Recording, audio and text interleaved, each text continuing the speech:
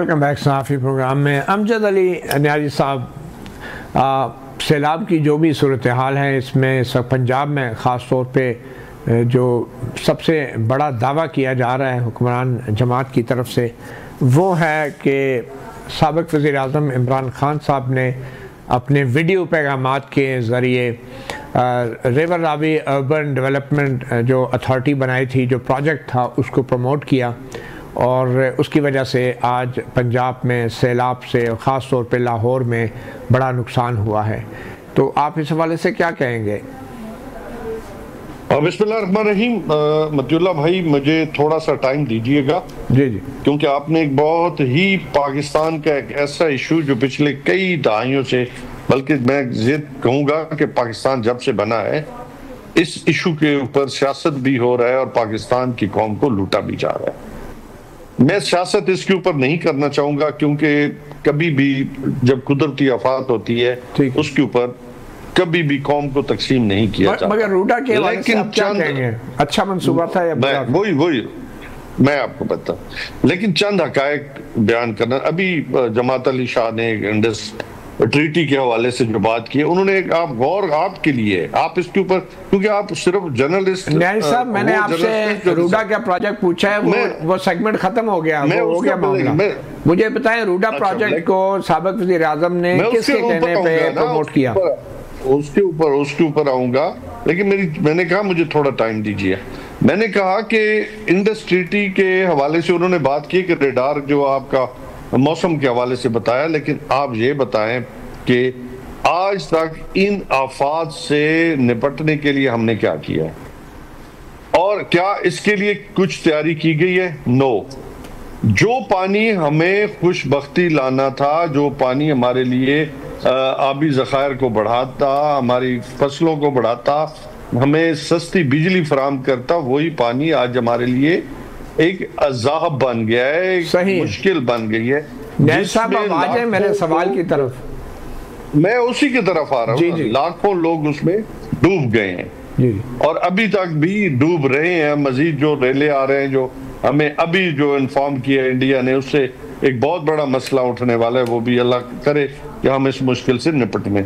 आपने जो रोडा के हवाले से बात की है, रोडा के हवाले से खान साहब की एक चीज रिकॉर्ड पे मौजूद है। खान साहब ने कहा कि जो रावी डेवलपमेंट प्रोजेक्ट है उसके लिए हम 2 करोड़ जो है वो दरख्त लगाएंगे और उसके लिए पूरा मैकेनिज्म दिया गया था। ऐसे नहीं कहा था कि आपने जाके, इसी वजह से तो हमारे जो अभी मौजूदा वफाकी वजीर है हमें छोड़ के गए थे कि हमें वो प्रोजेक्ट अप्रूव चाहिए, जिसको खान साहब ने कहा था कि मैं ऐसा काम कभी नहीं करूंगा जिसमें पब्लिक का नुकसान हो। उसके हवाले से कि प्लांटेशन कैसे होगी, उसकी प्लानिंग कैसे होगी, और ये $20 बिलियन का प्रोजेक्ट था। हम गवर्नमेंट से ये पूछते हैं कि जब हमारी गवर्नमेंट गई तो इसके SOP को नजरअंदाज क्यों किया गया? और आज पाकिस्तान की एक, मैं वो समझता हूँ, वो मजलूम लोग जो हैं जिन्होंने इन्वेस्टमेंट की, करोड़ों रुपए लगाए। मैं देख रहा था टीवी पे कि वो ऐसे बुजुर्ग थे जिन्होंने कहा कि हमने 10 करोड़ लगाए हैं, 50 लाख लगाए हैं, हमारे सब चीज डूब चुकी है। तो ये तो हम मुतालबा करते हैं कि इस रूडा के जो SOP हैं उनको क्यों वायलेट किया गया। जी ज़ुल्फ़िकार भट्टी साहब, ये तो बड़ा क्लियर है कि जो रूडा बनाई गई थी उस कानून के मुताबिक एक अथॉरिटी बनाई गई, मगर फिर आपने प्राइवेट हाउसिंग स्कीम जो अलीम खान साहब की स्कीम है उसको पंजाब गवर्नमेंट ने NOC भी दिया, और आपने जो बकौल न्याजी साहब के जो रूल्स बनाए गए थे रूडा के, उनके SOP जो बनाए गए थे उनकी वायलेट करते हुए उन्होंने आपने पार्क व्यू सोसाइटी जैसे रिहायशी मनसूबों को भी अलाउ किया।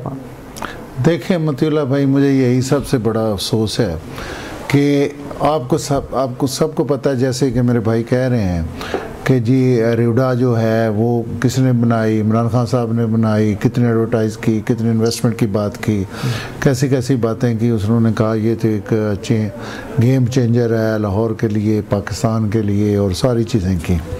और मान लिया? नहीं, मेरी बात मानना क्या था, इनकी हुकूमत थी, बुज़दार साहब, आपने ख़त्म नहीं किया। मेरी आप बात सुनें, बुज़दार साहब वज़ीर आला रहे, उसके बाद कौन रहा भाई? परवेज़ लाई वज़ीर आला रहा। अब अगर आप बात करते हैं नून लीग की, तो मरीम तो अभी 1 साल हुआ है, 1.25 साल हुआ है। मेरी बात सुन लें, मुझे एक लेटर ये दिखा दे, एक सेंशन दिखा दे कि ये जो सोसाइटी थी या ये जो चीज़ें थी ये हमारे दौर में हुई हैं। नहीं तो ये अलीम खान के सोसाइटी मेरे देखें, ये इन्होंने अप्रूव किया था, ये इन्होंने आपके ख्याल में वो कानूनी है?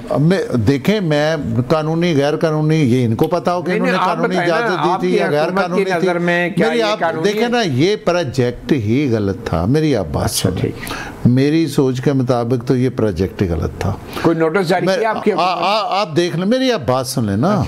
ये हाई कोर्ट ने इसको, आपको पता ही है, आपके नोटिस में होगा, हाई कोर्ट ने इसको इस प्रोजेक्ट पे पाबंदी लगा दी।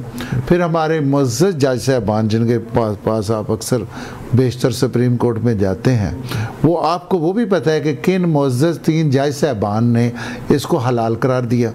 हाँ जी, ये किसने इसकी बुनियाद रखी, किसने इसको हलाल करार दिया, फिर इस सोसाइटी को किसने अप्रूव किया? मेरी बात, ये तो बाद में छोड़ने चढ़ाने वाली बात है ना, वो बाद में। ये सारा जो किया धरता सब मुझे ये अगर कहते हैं ना कि मरियम नवाज शरीफ साहबा के दौर में ये अप्रूव हुआ, तो मुझे एक लेटर दिखाकर जिसमें हमने तो वो 26वीं आनी तरमीम में ये भी लिख देते कि सुप्रीम कोर्ट के इस फैसले पे भी अमल नहीं होगा। नहीं, देखें ये कोई चैलेंज हुआ या ऐसा हुआ, मेरी आप बात सुन लें, तो इसमें हमारा क्या कसूर है? एक बुनियाद आप रख के गए, आपके जनाब बड़े ईमानदार वज़ीर आला बुज़दार साहब जो DC DPO भी पैसे लेके लगाते थे। मेरी आप बात सुन लें, वो उसके दौर में, फिर उसके बाद आपके जिन्होंने संदूक और डॉलर भर भर के वज़ीर आला मोहन सिलाई वगैरह, और इन्होंने जनाब ईमानदार वज़ीर आला थे परवेज़ लाई, उन्होंने ये सारा करता धरता किया, और फिर आप गिला हमारा करते। चले थोड़ा आगे चलते हैं। ये इमदादी सामान की तरसील में पंजाब हुकूमत की तरफ से ये शराइत कोई लगाई गई हैं कि सिर्फ पंजाब की हुकूमत ही इमदादी सामान तकसीम करेगी, या मरीम नवाज की तस्वीर, क्या कोई ऐसी बात है?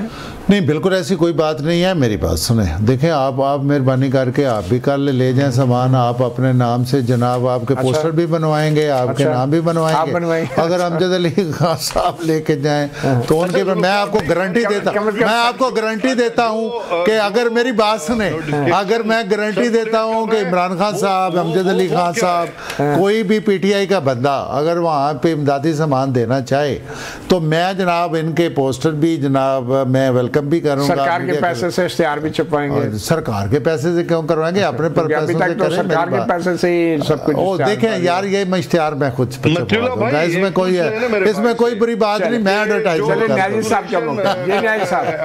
सर्कुलेट कर रहे हैं नोटिफिकेशन, उसकी क्या आप उसको तस्दीक करेंगे या उसकी तरदीद करेंगे?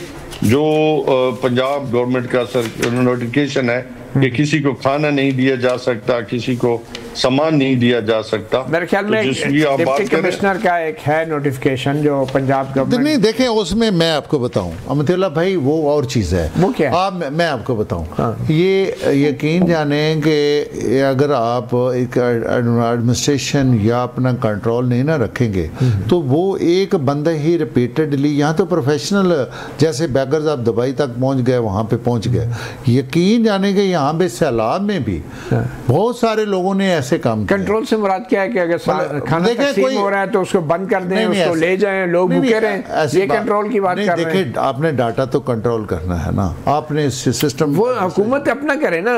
जो प्राइवेट लोग मदद करना चाह रहे हैं उनको आप कैसे रोक सकते हैं? भाई रोक नहीं सकते, कोई भी रोक नहीं सकता। मैं तो कहता हूँ आप बिस्मिल्लाह तशरीफ लाएं, कल किस टाइम जनाब जाएंगे, मैं भी आपके साथ जाऊँ। देखिए हो रहा है, देखिए आप तो मजाक अपनी जगह, मुझे आप लेटर दिखा दें, मजाक अपनी मुझे लेटर दिखा देंगे एक्चुअली हो रहा है। मैं मतीला भाई, मुझे वो लेटर दिखाएंगे जिसमें लिखा है कि प्राइवेट बंदा कोई वो नोटिफिकेशन भी आपको दिखा देते हैं, मुझे मेरे व्हाट्सएप पे कर दें और फिर एक ब्रेक ले लें। भट्टी साहब, एक नोटिफिकेशन बज़ाहिर ये डिप्टी कमिश्नर गुजरात की तरफ से जारी हुआ है जिसमें कहा गया है कि जो खुराक है उसको अनचेक्ड फूड है, वो मुज़र सेहत भी हो सकती है, तो इसलिए वो किसी तौर भी सैलाब के मुतासरीन में तकसीम करने की प्राइवेटली इजाज़त नहीं दी जाएगी। तो ये जो अनचेक्ड फूड के ऊपर इतना कंसर्न हो गया है, और इस हवाले से एक वजाहत जो आई है गवर्नमेंट की तरफ से, पंजाब गवर्नमेंट की तरफ से, उनका है कि अल-खिदमत के जो कैंप था एक अल-खिदमत वालों का, और वो कैंप भी जो है उसकी जगह मुंतकिल करने की कोशिश की गई है। बज़ाहिर हुकूमत की ये वजाहत है, जबकि अल-खिदमत वाले ये कह रहे थे कि मरियम नवाज़ की तस्वीर लगाने पर मजबूर किया जा रहा था उनको। तो ये अनचेक्ड फूड के लिए लोग, ये बाज़ारों में जो फूड बिकता है इनको तो कभी चेक नहीं किया। आप सैलाब में जब वो भूखे मार रहे हैं तो आप जो है उसकी तकसीम जो है उसको रोकने की कोशिश देखें। अगर तो आप देखें क्वालिटी ऑफ फूड पे अगर गवर्नमेंट इसको करती है तो आपको अप्रिशिएट करना चाहिए। जब लोग भूखे मार रहे हैं, क्वालिटी ऑफ फूड, अच्छा देखिए जो बाजारों में दुकानों में भरा हुआ है फूड, इसको आप मुझे बताएं कि आप लोगों ने, अगर उसमें ये जो मार्केटों में फूड मिलता है इसको चेक किया कभी आपने? खुदा न खास्ता उसमें पॉइजन हो, अगर खुदा ने वो बैक्टीरिया, तो फिर ये मार्केटें बंद कर दें, बाजार बंद कर दें। बाबा मेरी बात सुने, अगर वो एक चीज ऐसी जो अनहाइजेनिक हो और वो डिस्ट्रीब्यूट हो जाए, उसमें और बीमारियां फैलें, तो इसमें तो आपको अप्रिशिएट करना चाहिए। बजाय इसके मतलब भाई आपको तो ये खुश होना चाहिए कि हम एक म्यारी फूड की तरफ बढ़े हैं।